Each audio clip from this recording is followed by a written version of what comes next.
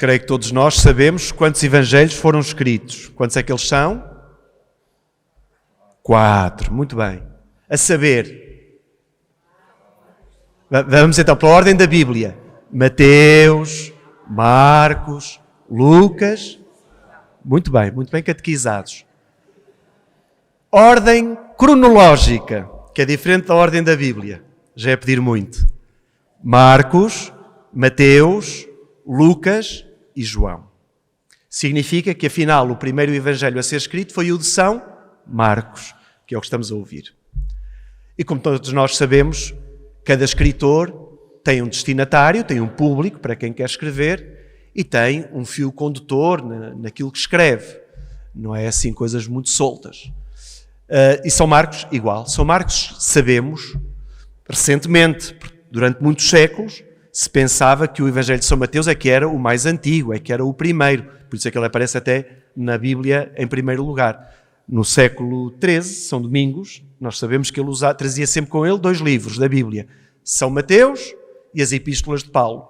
Um dos critérios para ele usar São Mateus era exatamente este, por se achar que era o mais antigo. É recente, 100, 200 anos, esta descoberta de que afinal o Evangelho de São Marcos é que foi o primeiro a ser escrito.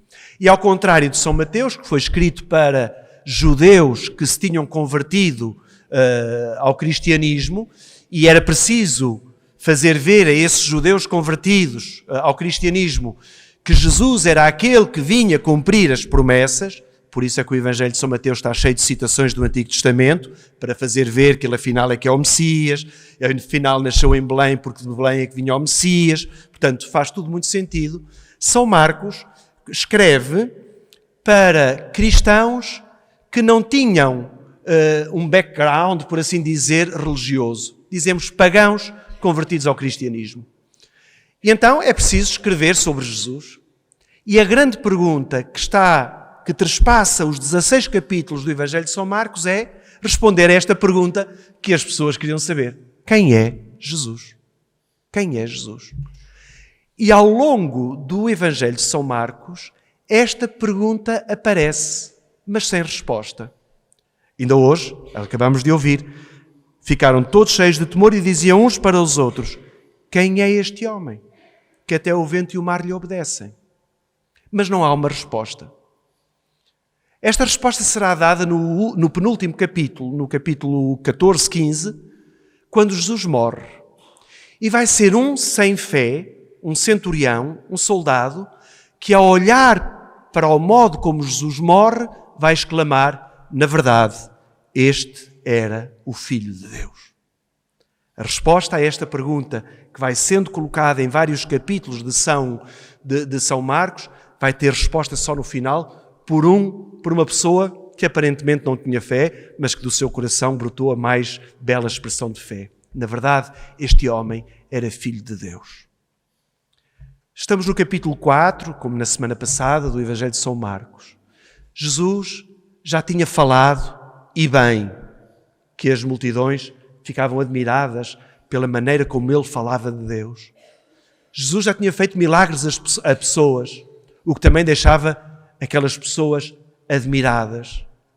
E hoje Jesus faz um milagre acalmando a própria natureza. É óbvio que historicamente nós podemos imaginar a aflição, como às vezes vemos nas notícias, destas embarcações em que desaparecem pescadores, desaparecem as pessoas. Podemos imaginar a aflição que os discípulos terão sentido com esta tormenta. E mais ainda, sabendo que Jesus estava ali, que fazia tantas coisas e tranquilamente a dormir. Mas desde muito cedo que se começou a interpretar este episódio, não tanto numa perspectiva histórica, mas mais numa perspectiva, diria, eclesial, a nível da Igreja e também muito pessoal. Vamos ver um bocadinho então como é que nós podemos atualizar esta passagem do Evangelho para a vida da Igreja e para a nossa vida. Todos nós temos dificuldades na vida. Certamente que todos nós já passamos por momentos bem complicados, em que quase desesperamos, em que a pergunta Talvez não tenha sido esta que os discípulos fizeram. Mestre, não te importa que nós estejamos a sofrer, que nós pereçamos? Às vezes até pode ter surgido a pergunta: porquê é que Deus me fez isto? Porquê é que Deus mandou isto? Todos nós já passamos por momentos destes, de grande dificuldade. Mas felizmente, se calhar, não ficámos aí ou estamos em processo. Porque para o cristão, para aquele que tem fé, e agora vamos abrir aqui um bocadinho esta imagem, podemos perceber que os ventos contrários e as altas ondas são as dificuldades da nossa vida. E que nós somos esta barca frágil, que andamos a navegar no meio das dificuldades desta nossa vida, das contrariedades, dos ventos contrários. Nós na Salverrinha até dizemos: gemendo e chorando neste vale de lágrimas. Mas é bom nunca esquecer de quem está na barca, que é Jesus. Jesus está na barca. E Jesus, mesmo a dormir, está. Como digo, já todos passamos por situações complicadas na vida. Eu estou a sair de uma, em que isto é mesmo muito importante. Não para me armarem melhor que os outros, ou com mais fé que os outros, que até nem acho que tenha grande fé. Mas perceber isto desde o início, de que Ele está na barca. Ele está na barca. E se Ele está na barca, se Ele não abandona, vamos certamente chegar a um porto seguro, seja ele qual for. Numa missa que celebrei antes desta, com uma irmã que também está com um problema com cancro, bastante mais grave e agressivo do que o que eu tive. Eu dizia: irmã, Jesus está na barca, não sabemos bem para que lado é que Ele vai, se volta para a terra, se vai para lá, mas está na barca. E isto tem que nos dar muita tranquilidade, no modo de nós recebermos estas notícias, mas sobretudo de as vivermos na nossa vida. Ele está na barca, a dormir, mas está. Mas reparem, Jesus não está na proa do barco, não está à frente, está à popa, que é um dos barcos atuais onde estão os motores, é o que conduz. Portanto, tudo isto está muito bem feito. Na barca da nossa vida, não somos nós os condutores, é Jesus que está à popa, que está a conduzir o barco. E hão de reparar que com esta certeza, não pode ser um acho que, com esta certeza de que Jesus está na barca, oh meus amigos, tem tudo para dar certo. Tem tudo para dar certo. De percebermos que assim como Jesus, ou assim como Deus, aquele que criou o mar e o vento, como escutávamos na primeira leitura, é aquele que acalma a nossa vida. E que em vez de estarmos no pânico, no desespero e no medo, Jesus é aquele que nos dá a confiança de não termos medo de perecer, porque Ele está na minha vida. Trespassando para a igreja, está na barca da igreja. Ter Jesus na barca não significa que nunca vamos ter nada que não nos aconteça, que vamos ser assim, tipo Alice no País das Maravilhas, que nada nos vai acontecer, vamos ficar imunes a tudo. Não. O que significa é que apesar dessas contrariedades que a igreja sofre, umas vezes provocadora, outras vezes vítima, como também na nossa vida, umas vezes provocadores, outras vezes vítimas, sempre que há ali qualquer coisa, Jesus está na barca. Jesus está. E a mesma força que Jesus tem para dizer ao mar e ao vento: parou, também é a mesma força que Jesus tem para dizer a cada um de nós: acalma-te. Perdeste a fé? Eu estou aqui. Por isso este Evangelho, como disse, desde o início, foi sempre muito percebido nesta experiência pessoal e eclesial. Não somos nós que comandamos a barca, é Jesus. E às vezes, quando nós queremos muito tirar o lugar a Jesus, ainda pioramos as coisas.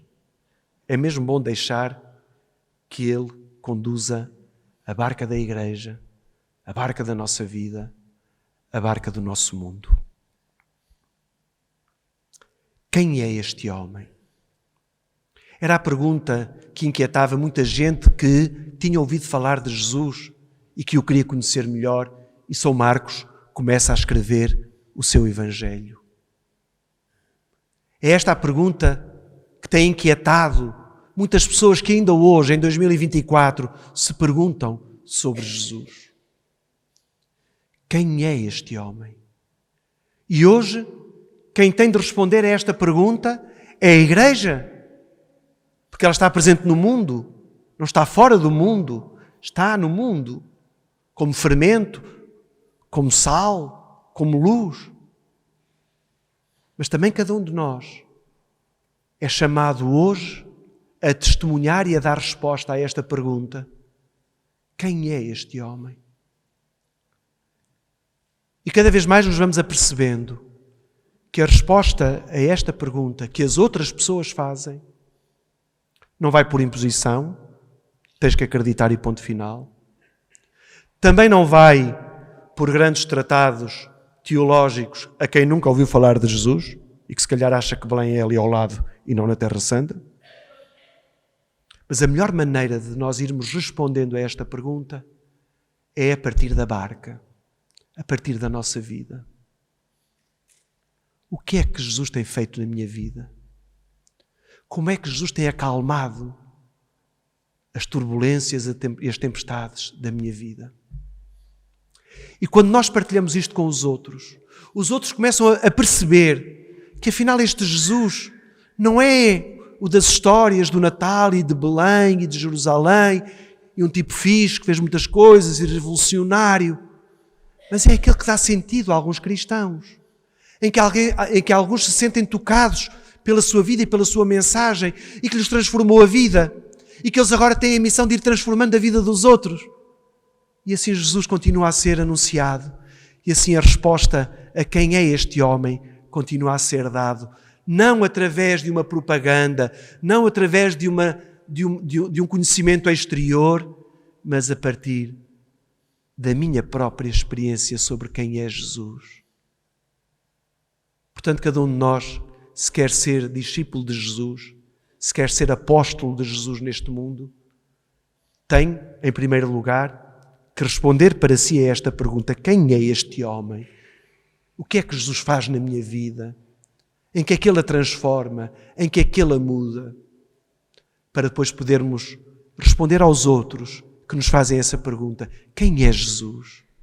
E nós lhe podermos dizer: é aquele que está na minha barca, é aquele que acalma as tempestades e as ondas bravas da minha vida, é aquele que me dá segurança, é aquele que me dá confiança, é aquele que não me faz ter medo, é aquele que me faz avançar.